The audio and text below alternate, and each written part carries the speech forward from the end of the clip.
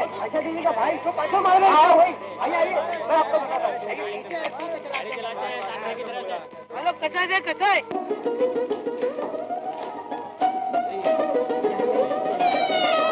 दूध ले आया अनिल? क्या हुआ? क्या हुआ? क्या हुआ मेरे अनिल को? मोटर के नीचे आ गए। किसकी? इन साहब की।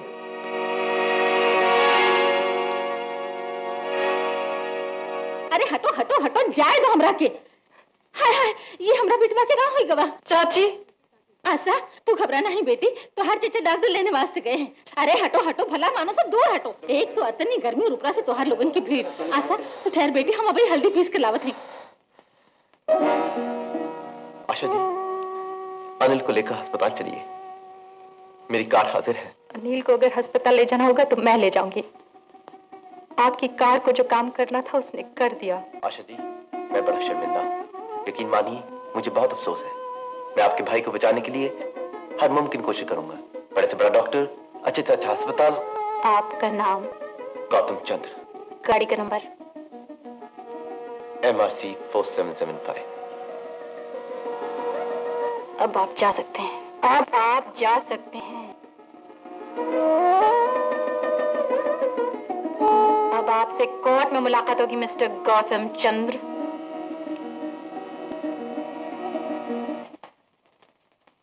चंद्रा इंटरप्राइजेस। हुजूर ये एक सीरियस केस है। कार नंबर MRC 4775 तुलसी पाइप रोड से रात के 8:17 पर 100 किलोमीटर फी घंटे की रफ्तार से जा रही थी। ड्राइवर की लापरवाही से एक बच्चा मोटर के नीचे आ गया। दोनों टांगे कुचली गई। मेडिकल रिपोर्ट आपके सामने हुजूर। मोटर किसकी थी? मोटर तो चंद्रा एंटरप्राइजेस के चेयरमैन मिस्टर गौतम चंद्र की है। कौन चला रहा था? योर वर्शिप, इस कार को हमारी कंपनी का ड्राइवर माधव सिंह चला रहा था। वो यहाँ हाजिर है। तुम अपने जुर्म का इकरार करते हो? जी हुजूर। तुम इतनी लापरवाही से मोटर क्यों चला रहे थे? उस बच्चे की जान चली जाती तो? हुजूर माफी दे तो कहूँ, मैं थोड़ी दारू पिए हुए था। नशे की हालत में मोटर चलाना बहुत बड़ा जुर्म है। 1 महीने की कैद और... हुजूर मुझे कुछ कहना है। मिस आशा, मैं रिपोर्टरों को अदालत की कार्रवाई में दखलंदाजी की इजाजत नहीं दे सकता। हुजूर आज मैं रिपोर्टर की हैसियत से नहीं, एक फरियादी की हैसियत से आई हूँ।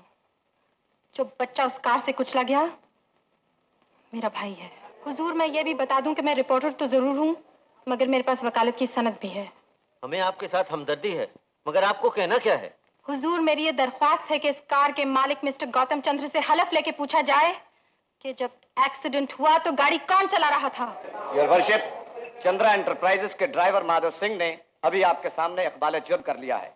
जो सजा आप देंगे वो ये भुगतने के लिए तैयार है। बाकी बात को आगे बढ़ाने से क्या फायदा।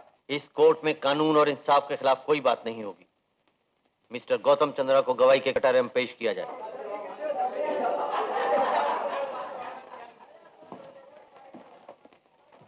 कहो गीता की सौगंध, जो भी कहूंगा सच कहूंगा। गीता की सौगंध, जो कुछ कहूंगा सच कहूंगा। मिस्टर गौतम चंद्रा, जिस वक्त एक्सीडेंट हुआ गाड़ी कौन चला रहा था?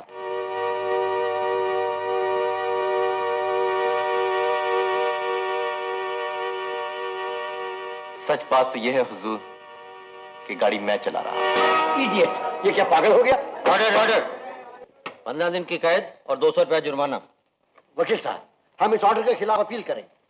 नहीं जनाबे वाला, किस्मत के फैसले के खिलाफ कोई अपील नहीं हो सकती।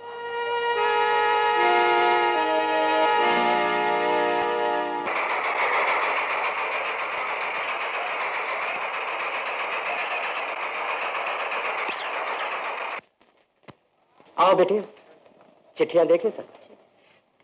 मैंने भी अपना काम खत्म कर लिया। अब हम अनिल को देखने अस्पताल चल सकते हैं। काश इस दुनिया में ऐसे और भी इंसान होते।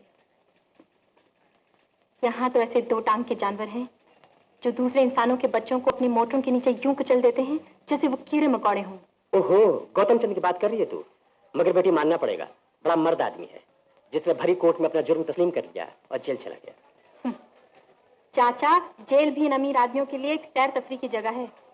वो चैन से बैठा बंसी बजा रहा होगा।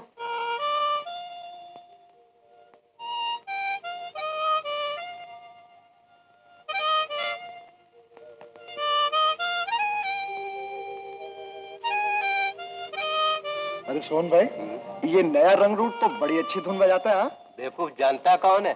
बहुत बड़ा सेठ है। अरे ऐसा।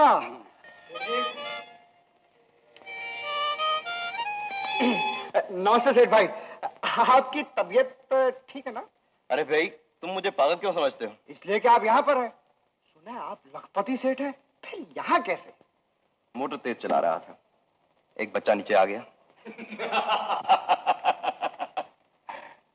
तो फिर तुम्हें यहाँ क्यों भेजा है?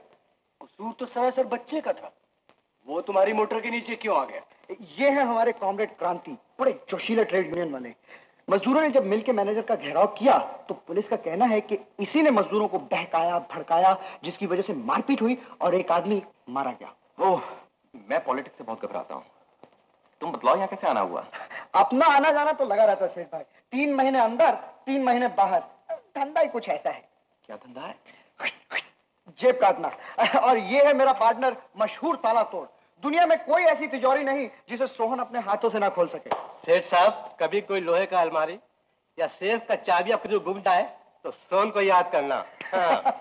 दरअसल सेठ भाई, हम दोनों वही करते हैं जो आप सेठ लोग करते हैं। हम क्या करते हैं? मुझसे पूछो। ये लोग बच्चों के पीने का दूध चुराते हैं, औरतों की मांग से सिंदूर निकाल लेते हैं, चमकती हुई खूबसूरत आंखों से काजल चुरा लेते हैं और किसी को पता नहीं चलता। हाँ सेठ साहब, आपने कोई वकील या बलिस्टर नहीं किया था? हाँ? वकील बैरिस्टर सब किए होंगे। अदालत में अपना ड्राइवर भी पेश किया होगा, जिसने हलफ उठाकर यह भी कहा होगा गाड़ी मैं चला रहा था। आपको कैसे मालूम हुआ? बिल्कुल यही हुआ अदालत में। मगर जब मैं गवाहों के कटहरे में खड़ा हुआ और गीता मेरे सामने रखी गई तो मैं झूठी कसम न खा सका। बरोबर। गीता को बीच में डालकर कोर्ट वाले बड़ी धांधली करते हैं।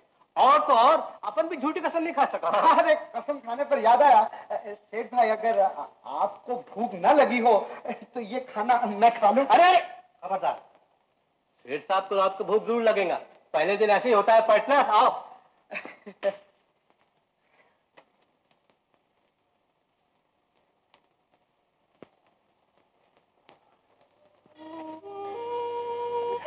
मिस्टर, सच सच बताओ क्यों आए हो यहाँ? शायद पिछले जन्म में मैं भी तुम लोगों की तरह गरीब था और फिर जेल में न आता तो इतनी दिलचस्प हस्तियों से मुलाकात कैसे होती। मगर सच बात तो यह है कि एक लड़की की आंखों में जो चमक थी वो मुझे यहां ले आई। उसकी आंखें कह रही थी, अगर हिम्मत है तो अपने पाप का प्रायश्चित करो और जेल जाकर दिखाओ। Good afternoon sir. Good afternoon. आओ आशा, आओ बैठो। सर देखो आशा, ये जो तुमने मोटर एक्सीडेंट के बारे में रिपोर्ट लिखी है ना, मैं जानता हूँ तुम्हारा छोटा भाई जख्मी हो गया है, उसका मुझे भी बहुत अफसोस है। मगर तुमने ये रिपोर्ट इतनी बढ़ा चढ़ा के लिखी है कि मालूम होता है जैसे तुम गौतम चंद्र जी को बदनाम कर रही हो। आखिर तुम्हारी उस बेचारे से क्या दुश्मनी है? मुझे उस बेचारे से कोई दुश्मनी नहीं, सिवाय इसके कि मैं उन सब आदमियों को अपना दुश्मन समझती हूँ जो काम नहीं करते मगर लाख लाख रुपए की मोटरें घुमाए फिरते हैं और परवाह नहीं करते चाहे किसी गरीब के बच्चे की जान चली जाए या वो उम्र भर के लिए लंगड़ा हो जाए। तुम्हें पता नहीं, पिछले साल उनकी कंपनी ने 1.25 लाख के इश्तहार हमारे अखबारों में छपवाए हैं और अब वो कहते हैं कि वो इश्तहार देना बंद कर देंगे अगर हमने ये लेख तुम्हारे नाम से नहीं छापा। कौन सा लेख?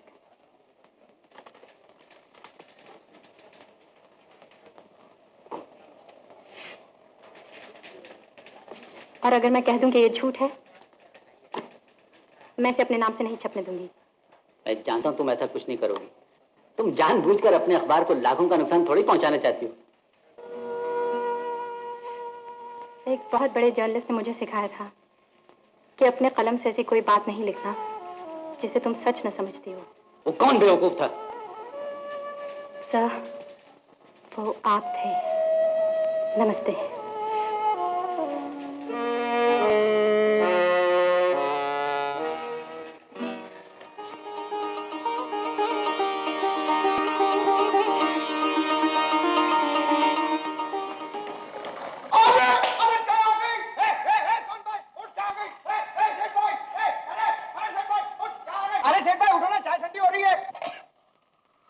गरम वरम तो है। अरे भिक्कू यार सोने देना, बड़े मजे की नींद आ रही है। और ठीक है, मैं ही ला देता हूँ चाय। ये गौतम सेठ तो ऐसे सो रहा है जैसे जेल का बैरक ना हो, इसका एयर कंडीशन बेडरूम हो। क्रांति भैया, एयर कंडीशन बेडरूम में ऐसी नींद कहाँ आती है? तो मैं बताऊं गौतम सेठ, जब अपने एयर कंडीशन बेडरूम में नींद ना आए ना, तो बाहर फुटपाथ पे जाके सो जाया करना, जहां बंबई के कई लाख आदमी सोते हैं, नीले आसमान के नीचे। वहां बड़ी अच्छी नींद आती है। लो सेठ भाई चाय। इनका भाषण चालू हो गया। क्रांति भाई, ये 800 रोड का जेल खाना है, चौपाटी की जाहिर सभा नहीं। एक बार चालू हो जाते हैं हो ही जाते हैं। माफ करो हमारे सेठ भाई को। हा? नहीं क्रांति भैया, तुम्हारे कड़वे शब्दों से मैंने बहुत कुछ सीखा है। अरे गौतम चंद्र जी, क्या मालूम था कि आपसे जेल में मुलाकात होगी। बड़ी खुशी हुई आपसे मिलके। सेठ भाई, ये हमारे सेठ फूलचंद जी हैं, 12 नंबर बैरक में रहते हैं। सच, भगवान ने बहुत बड़ी भूल की जो इन्हें पैदा कर दिया। थोड़ा मस्करी करे है।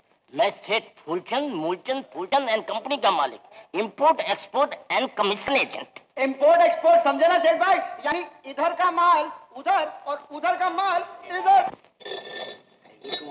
गौतम चंदर, चलो तुम्हें जेलर साहब ने बुलाया है। क्यों भाई, मैंने क्या किया? किया कुछ नहीं, आज तुम्हारी छुट्टी है। बच गया, जयराम जी। क्रांति जी, सेठ भाई तुम जाओ, अगले हफ्ते मैं भी बाहर आ रहा हूँ।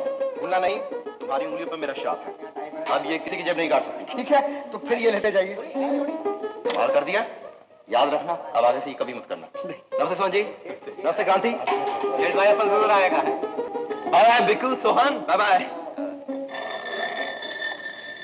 ये गौतम सेठ तो है, लेकिन दिल का बड़ा अच्छा आदमी। तो क्या सेठ लोग अच्छे नहीं होते? अच्छा ही नहीं, बहुत अच्छा है। अपन को बोला अपने पास आना, तुमको नौकरी देगा। मुझसे भी कहा है जेल से छूटकर मेरी फैक्ट्री में मजदूरों को पढ़ाया करना। लेकिन इन सेठों की बातों का क्या एतबार। वो जेल और जेल के साथी सबको भूल जाएगा जब अपने महल में मखमली गद्दों पर सोएगा।